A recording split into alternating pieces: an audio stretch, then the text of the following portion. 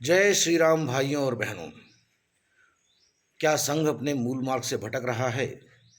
इस विषय पर मुझे कई भाइयों के कुछ बिंदुवार उत्तर या उनके अपने मत प्राप्त हुए। उन्होंने अपना मत रखा कि क्या कारण हो सकता है, क्या नहीं हो सकता है। कुछ लोगों ने समर्थन दिया, कुछ लोगों ने अपने उसमें कारण बताए या आपत्तियां बताईं। मेरा विचार हुआ कि मैं इस विषय पर आप सभी के साथ अपना मत साझा करूं, सभी के साथ उनको बांटूं। तो इस पर मैं एक दूसरा वीडियो उसके दूसरी श्रृंखला में बना रहा हूं। सबसे पहला मेरा जो मूल आपत्ति थी वह यह थी कि गुरुदक्षिणा का कार्यक्रम कुछ जगहों पर शाखा से अलग मात्र कुछ राजनीतिक लोगों को, कुछ राजनीतिक व्यक्तियों को संतुष्ट करने के लिए किया गया। यह दिखाने के लिए किया गया कि यह राजनीतिक व्यक्ति यहाँ पे बहुत प्रभावशाली है, इसका माध्यम से यहाँ पर हमने कितने लोगों को जोड़ा है। वैसे वह कितने लोगों को जोड़ पाए नहीं जोड़ पाए, वह संख्या पहुँच गई है ऊपर तक, उसकी स्पष्टता हो गई है, ढोल का पोल खुल गया है। परंतु वह होना ही क्यों था?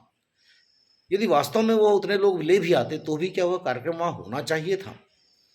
उस क्षेत्र में शाखा लगती है, शाखा की गुरुदक्षिणा हुई थी। यदि किसी को गुरु दक्षिणा करनी थी तो शाखा की गुरु दक्षिणा में सम्मिलित होना था। किसी कारणवश यदि वह छूट गया था तो वहां पे दूसरी गुरु दक्षिणा करने के बजाय जो नगर की सामूहिक गुरु दक्षिणा एकदम अंत में होती है, जिसमें सभी बचे हुए लोग करते हैं, उसमें करना था या किसी दूसरे शाखा की गुरु दक्षिणा में जाकर करना था। तो निश्चित तौर पर व्यक्ति विशेष के कारण से एक कार्यक्रम, और वह भी राजनीतिक रसूख वाले व्यक्ति के कारण से वह कार्यक्रम अलग से गुरुदक्षिणा का करना, यह नितांत अनुचित था। दूसरी बात यह कही गई कि उनका समुदाय विशेष में प्रभाव है, अंत्य बंधुओं के मध्य प्रभाव है, तो अंत्य बंधुओं के मध्य हमको जाने का एक मौका मिलेगा। तो भाइयों, अंत्य बंधुओं के मध्य जाने के अनेक मौके हैं। गुरुदक्षिणा यह कार्यक्रम, यह मौका नहीं है। गुरुदक्षिणा के अलग महत्व हैं, उसका पावित्र्य अलग है। हमको उनके मध्य जाना है, हमको किसी कार्यक्रम, हमको किसी विशेष अवसर पर ही जाना है तो वाल्मीकि जयंती या रविदास जयंती पर जा सकते थे। उसमें समय है तो हम उनके लिए आरोग्य शिविर लगा सकते हैं।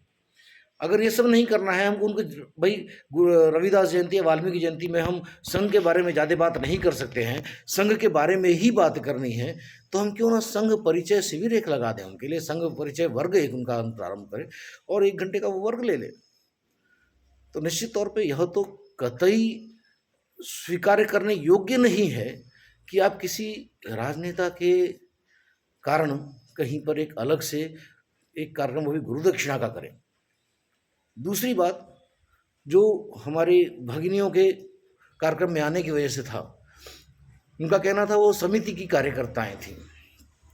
तो यदि समिति की कार्यकर्ताएं थी तो समिति के कार्यक्रम में जाना चाहिए, संघ के कार्यक्रम में उनको आने की कोई आवश्यकता नहीं है। और जैसा कि मैंने पहले भी कहा, यदि वह हमारे वक्ता के प्रबोधन के लिए आई थी तो निश्चित तौर पे उनका स्वागत होना चाहिए। वो प्रबोधन के लिए आए, प्रबोधन सुने। हाँ, पूजन करना है तो पुष्प से पूजन करें हमारे ध्वज का, हमारे गुरु का, और अपने स्थान पर बैठें। अंत में प्रार्थना होती है, प्रार्थना भी करें, बस उतना ही। परंतु गुरु दक्षिणा में निश्चित तौर पे उनकी सहभागिता अनपेक्षित है।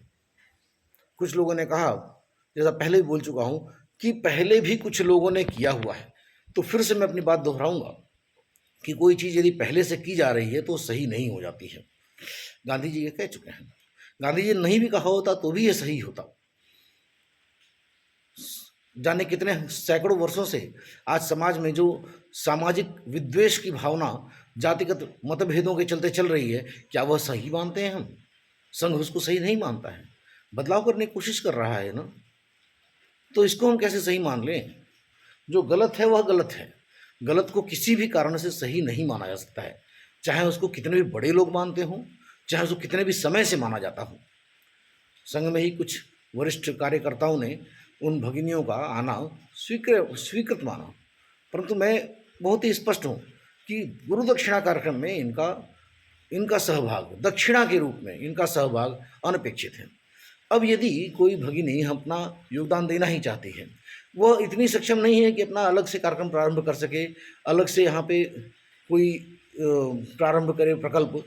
सबकी अपनी अपनी अलग विशिष्टताएं होती हैं, वो इस योग्य नहीं है। और कुछ राशि है जो वह देना चाहती है समाज सहभाग में, तो हमारे अनेक कार्यक्रम हैं। अभी संघ के सेवा टोली के माध्यम से अनेक अनेक कार्यक्रम हो रहे हैं। हमारे यहाँ पे भी एक चिकित्सा का साप्ताहिक शिविर लगता है, साप्ताहिक नहीं दैनिक लगता है, पिछले कुछ समय से बंद है क्योंकि बच्चे की परीक्षा हो रही है। तो वहाँ पे उनके पास बीपी मीटर नहीं है। भाई अगर उनको दान देना है तो गुरुदक्षिणा में देने के बजाय वहाँ दे सकती हैं, क्यों नहीं हम उनसे वह लेके वहाँ पर उसका उपयोग करें। हम संघ के अनेक कार्यक्रम होते हैं जहाँ पे कि हमको इसकी आवश्यकता होती है। अभी हमने अमृत महोत्सव किया, वहाँ पे हमको कुछ आवश्यकता थी समाज के तरफ से, वहाँ पे उनका उपयोग कर लेते। इसके अतिरिक्त अन्य कार्यक्रम हैं जिनके माध्यम से हम समाज में जाने का प्रयास करते हैं। अभी रक्षाबंधन कार्यक्रम आ रहा है, क्यों ना उनसे हम कुछ राशि लेकर राखियाँ खरीद कर हम समाज में उस अंज बस्ती में जाकर सबको राखी बांधने के काम को करें। उसके लिए तो हमको अपनी गुरुदक्षिणा से राशि नहीं मिलेगी ना। कोकण प्रांत में आती है प्रांत से राखियाँ, परंतु कानपुर प्रांत में तो हमको स्वयं खरीदनी होती है और कोई खरीदता नहीं है, कोई यह कार्य करता नहीं है। तो इसके चलते हमारा समाज में जाने का लक्ष्य जो है वो अधूरा रह जाता है। जाइए आप उनके पास जाइए, उनसे राशि लीजिए, राखियाँ खरीदिए और हमारे साथ बस्ती में चलिए। यह भी एक बहुत बड़ा कार्य है। निश्चित तौर पे हमको इसके बारे में पुनः मनन करना पड़ेगा, सोचना पड़ेगा और अपने जो गलतियां हैं उनको दूर करना पड़ेगा, नहीं तो ये गलतियां हमें भविष्य में भारी पड़ने वाली हैं। इसी के साथ मैं अपनी वाणी को विराम देता हूँ।